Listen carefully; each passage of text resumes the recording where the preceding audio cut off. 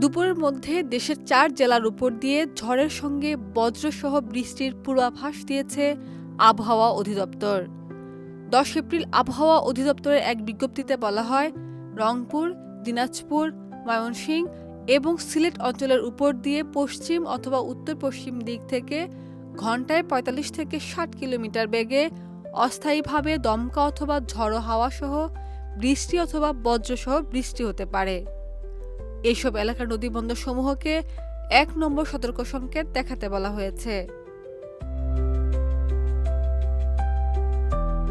এদিকে আবহাওয়ার আরেক পূর্বাভাসে বলা হয়েছে, সন্ধ্যার মধ্যে রংপুর, রাজশাহী, ঢাকা, ময়মনসিংহ, খুলনা, বরিশাল, চট্টগ্রাম ও সিলেট বিভাগের ২-১ জায়গায় অস্থায়ীভাবে দমকা হাওয়া ও বিদ্যুৎ চমকানো সহ বৃষ্টি অথবা বজ্রসহ বৃষ্টি হতে পারে।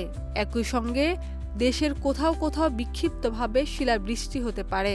সারা দেশে দিনের তাপমাত্রা ২ থেকে ৩ ডিগ্রি সেলসিয়াস বাড়তে পারে এবং রাতের তাপমাত্রা সামান্য কমতে পারে।